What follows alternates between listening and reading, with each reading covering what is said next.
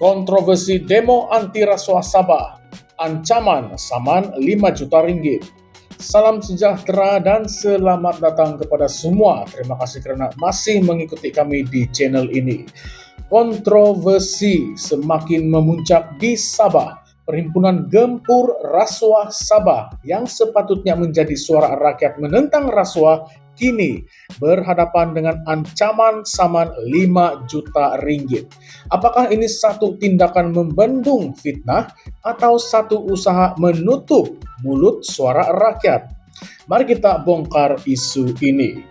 Perhimpunan Gempur Rasuah Sabah yang berlangsung pada 31 Desember tahun lalu telah mencetuskan gelombang kontroversi besar di negeri Bawah Bayu.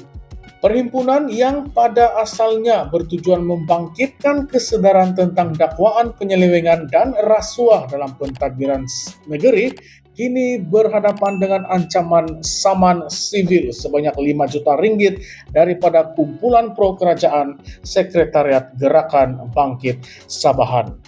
Menurut laporan Daily Express, pasukan undang-undang Sekretariat Gerakan Bangkit Sabahan kini sedang mengumpul segala maklumat dan bukti berkaitan kenyataan-kenyataan yang didakwa berunsur fitnah terhadap Ketua Menteri Sabah, Datuk Seri Haji Jinor, bekas Ketua Menteri Sabah, Tan Sri Musa Aman, dan Kerajaan Gabungan Rakyat Sabah GRS, serta Pakatan Harapan PH.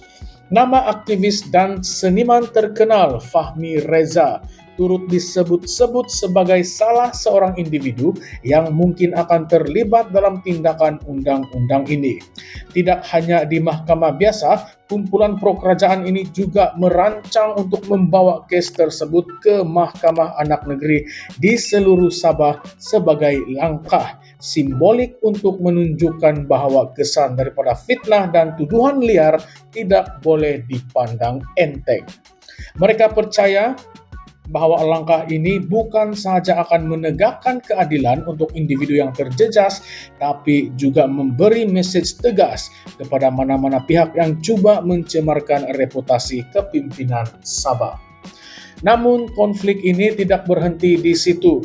Sekretariat Gerakan Bangkit Sabahan turut menuduh kumpulan pelajar dari Universiti Malaysia Sabah UMS yang terlibat dalam penganjuran perhimpunan ini mungkin menerima bantuan undang-undang daripada Peguam Parti Warisan Sabah. Mereka juga mendesak agar pengerusi dan anggota jawatan kuasa suara mahasiswa UMS meletakkan jawatan kerana dianggap gagal menarik sokongan ramai untuk menyertai perhimpunan tersebut. Hakikatnya Perhimpunan Gempur Rasuah Sabah hanya berjaya mengumpulkan sekitar 80 peserta, jauh lebih rendah daripada sasaran awal sebanyak 10.000 orang. Sebaliknya, sebuah perhimpunan aman serentak yang dianjurkan oleh kumpulan pro kerajaan, Perhimpunan Aman Bangkit Sabahan, dilaporkan berjaya menarik lebih daripada 1.500 peserta. Menurut penganjur, angka ini adalah bukti jelas bahwa majoriti rakyat Sabah masih berdiri teguh di belakang kepimpinan Datuk Seri Haji Jinor dan kerajaan semasa.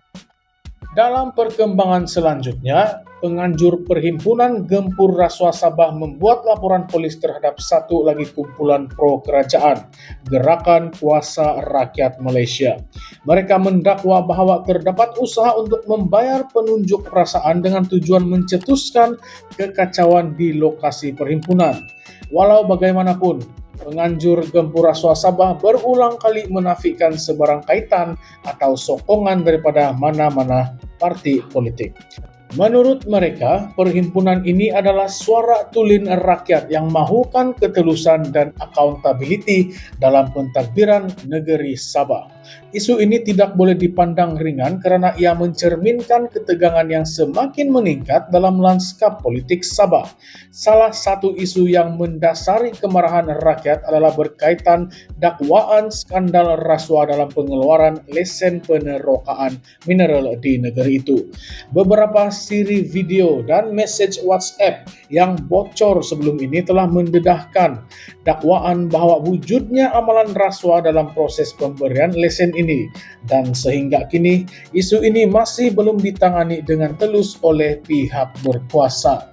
Di samping itu, pelantikan bekas Ketua Menteri Tan Sri Musa Aman sebagai Yang di-Pertua Negeri Sabah juga menimbulkan pelbagai persoalan dan kritikan.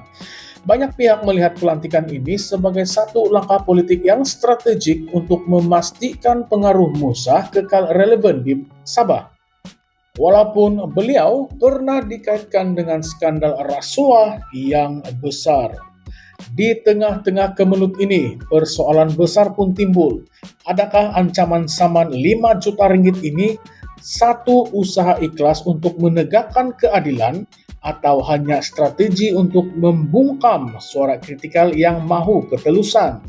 Mengapakah kes skandal lesen penerokaan mineral masih belum disiasat dengan telus dan terbuka? Mengapa pelantikan Musa Aman sebagai Yang di-Pertua Negeri dilakukan ketika kepercayaan rakyat terhadap institusi politik Sabah sedang dipersoalkan? Lebih penting lagi, adakah dakwaan bahwa kumpulan mahasiswa UMS mendapat sokongan undang-undang daripada warisan sesuatu yang berasas atau sekadar tuduhan politik untuk merosakkan kredibiliti kumpulan itu? Tidak dapat dinafikan bahwa isu ini mempunyai dimensi yang sangat-sangat kompleks. Jika dilihat dari satu sudut, Perhimpunan Gempur Rasuah Sabah adalah simbol ketidakpuasan hati sebahagian rakyat terhadap tadbir urus negeri. Namun, jika dilihat dari sudut yang lain, tindakan Sekretariat Gerakan Bangkit Sabahan untuk memfailkan saman 5 juta ringgit adalah hak mereka di sisi undang-undang jika benar berlaku fitnah atau tuduhan melulu yang merosakkan reputasi pihak yang terlibat. Tetapi persoalan yang lebih besar dan lebih penting yang kita harus jawab, adakah ini akan membawa kepada penyelesaian sebenar kepada masalah yang cuba disuarakan oleh rakyat Sabah, atau adakah ini hanya akan memanjangkan lagi ketegangan politik yang sedia ada? Isu ini bukan sekadar tentang saman 5 juta ringgit atau perhimpunan yang gagal mencapai sasaran. Ia adalah tentang ketelusan, keadilan, dan nasib rakyat Sabah. Siapa yang benar, siapa yang salah? Biar rakyat Sabah yang sendiri akan menilai. Berbalik kepada pendapat kamu sebagai pendengar setia channel ini. Jangan lupa tinggalkan pandangan Anda, ulaskan pandangan Anda di ruangan komen di bawah. Dan jika Anda suka perbincangan seperti ini, tekan butang subscribe kalau belum subscribe. Dan tekan juga lonceng untuk konten terkini dari Current Sphere MY. Itu sahaja untuk video kali ini. Terima kasih karena telah menyokong dari awal. Salam sejahtera.